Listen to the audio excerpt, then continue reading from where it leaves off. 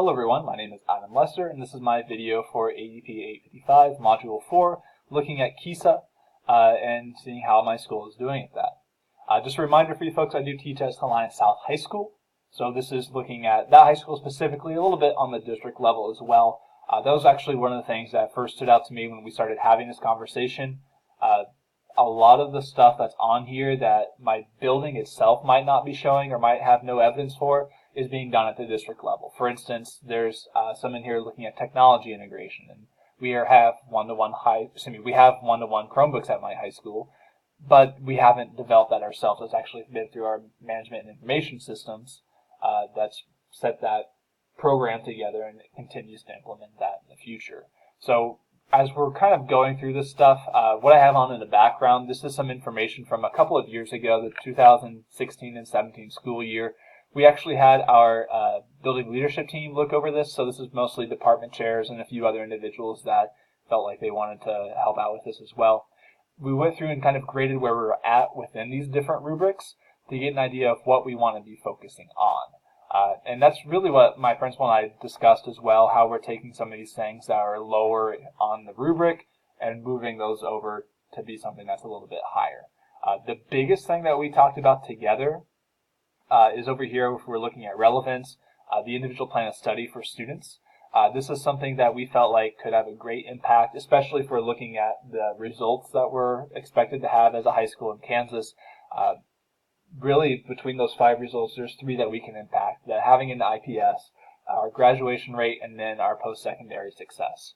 So realistically, if we're looking at setting up this IPS, that should funnel into helping out our graduation rates as well as what our students are doing after high school.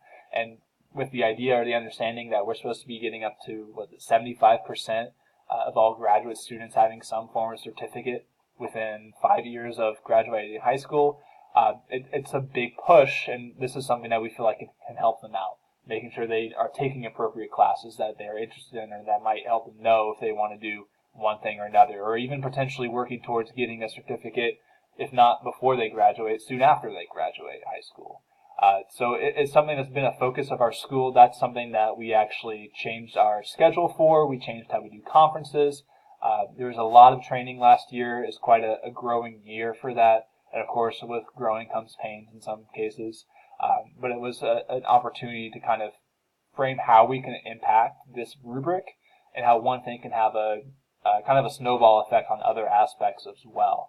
And that's kind of what we looked at as we were going throughout these different rubrics. What's something that we could focus on to be able to impact other things later down the road?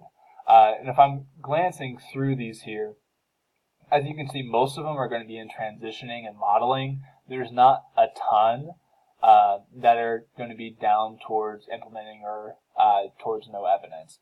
It really just depends on specifics as we're looking for. One that stood out to me the most, if I can pull it back up here, one thing that I feel like we're kind of struggling on is how we are addressing families and students before they even get to kindergarten.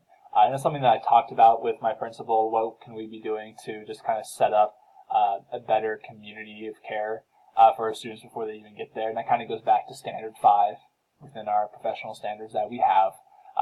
But what can we be doing to make sure that our students are set up for success? Because otherwise we'll have kindergarten classrooms like they are today, where you have a mix of students that are beginning to learn to read and others that have never seen their letters before. So that's a huge thing that we talked about.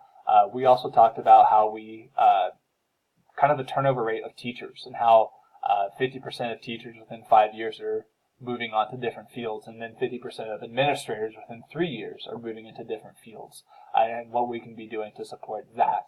And that kind of goes back to Standard 7, professional community for teachers and staff. The last thing that we really focused on really just came down to our mission values, and we use something at South High School called SHS, Safe, Honorable, Successful, to promote this. But it really just goes back to Maslow's hierarchy of needs, that those first 2, safe and honorable, are necessary in order to feel successful in the future. As I'm running low on time, the last part to talk about is my principal's leadership style. So very quickly on this, in general, he's autocratic, and it's not like a set in stone autocratic where it's always his way or nothing else, but it's basically he picks his battles picks those things that he needs to say that this is just the way it's going to be done, and you have some freedom within there. So he kind of picks the overall idea, and then we're free to work on stuff from there. Regardless of what he's working with, it is very authentic.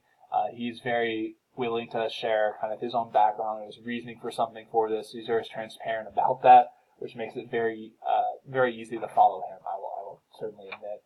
The last thing that he kind of mentioned, I know I'm technically above the time, but this was something that I really appreciated, and I would want to pass on to my peers here. He talked about the different quadrants within making your decisions and how that can be very difficult to balance as an administrator. So essentially, for these 4 quadrants, it's some variance of stuff that is very urgent or very important, or the opposite, not urgent, not important, or a mix of the two.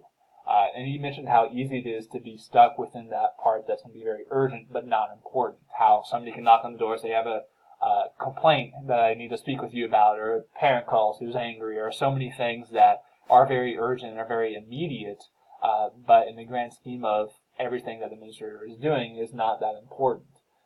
And how it's difficult to get to those things that are actually important but not very urgent. And I think that this KESA accreditation can certainly fit within that ladder. It is extremely important, but in the mix of everything else going on, it doesn't feel very urgent. So this is something that I'm glad to kind of have some ideas behind, and kind of can use that as a way to approach different problems for what I'm working through, even just within my classroom, but also for whatever's next within my steps professionally. And it's something that I wanted to make sure to pass on to you guys. That is it for me. Thanks for watching, and I hope you have a great day.